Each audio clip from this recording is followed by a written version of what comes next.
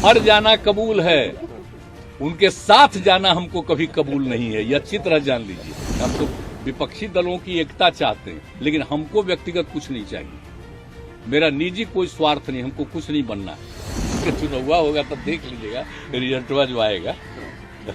अपने सब जगह के बारे में तो हम लोग कोशिश कर ही रहे, लेकिन बिहार के बारे में देख लीजिएगा आराम से। इस बार जो है हम ही को हरवा के, हमारा ही वोट लेके जीत गए। हर जाना कबूल है, उनके साथ जाना हमको कभी कबूल नहीं है, ये अच्छी तरह जान लीजिए।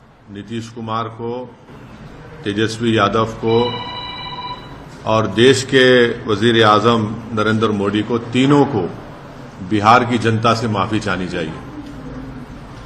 और तीनों पार्टीज ने मिलकर बिहार की जनता को जो बातें की हैं और जो वादे किए थे और अपनी पॉलिटिकल आइडियोलॉजी की बात की थी, उन सब तीनों ने मिलकर बिहार की जनता को एक बहुत बड़ा धोखा दिया है। और यकीनन इसमें सबसे बड़ा रोल है नीतीश कुमार का। नीतीश कुमार कल तक हमको गाली देते थे कि ओवैसी बी टीम है। अब नीतीश कुमार को शर्म नहीं आती उसी जगह पर जाकर बैठने के लिए जहां पर हम पर इल्जाम लगाते थे। और नीतीश कुमार ने पॉलिटिकल अपॉर्चुनिज्म कहना तो अंडरस्टेटमेंट होगा, उन्होंने हर चीज का रिकॉर्ड तोड़ दिया है और कोई उनकी बात का न एतबार है न भरोसा है। मैं शुरू से कह रहा था कि नीतीश कुमार फिर से बीजेपी में जाएंगे, मगर लोग हमारी बात को यकीन नहीं कर रहे थे। अब हम तेजस्वी यादव से पूछना चाह रहे हैं कि बताओ कैसा लग रहा है आपको? अभी आपने हमारे 4 एमएलएस को तोड़ा था, अब आपको कुछ दर्द हो रहा है सीने में? तकलीफ हो रही है आपको अपने भेजे में? अब आपको मालूम हो रहा है कि जो खेल आप हमसे खेले थे वही खेल आपसे हो गया। और तेजस्वी यादव और उनकी पार्टी धोखा दी है। 2 मर्तबा नीतीश कुमार को उन्होंने मुख्यमंत्री बनाया।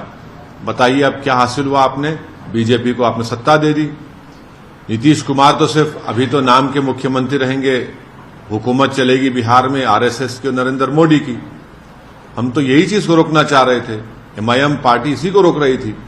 और जब हमारे सीमांचल की जनता ने एमआईएम के 5 विधायक को कामयाब किया, तो हमने तो जब उनके स्पीकर के इलेक्शन में तायद की थी गठबंधन के।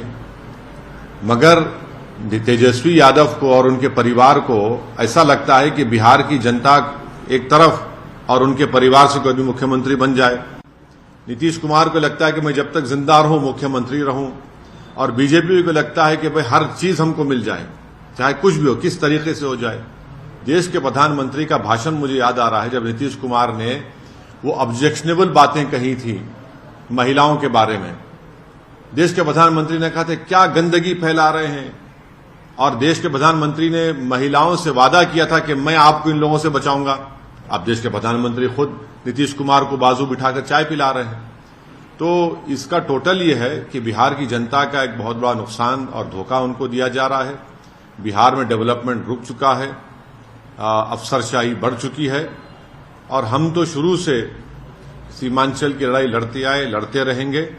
और इससे जनता को फिर से मालूम हो गया कि एमआईएम और ओवैसी जो बात कह रहा था कि सेकुलरिज्म, पॉलिटिकल सेकुलरिज्म सिर्फ इस्तेमाल किया जाता है भारत के मुसलमानों को धोखा देने के लिए, और अब की बार फिर से धोखा दिया गया है बिहार के मुसलमानों को सिर्फ सत्ता में आकर बैठने के लिए।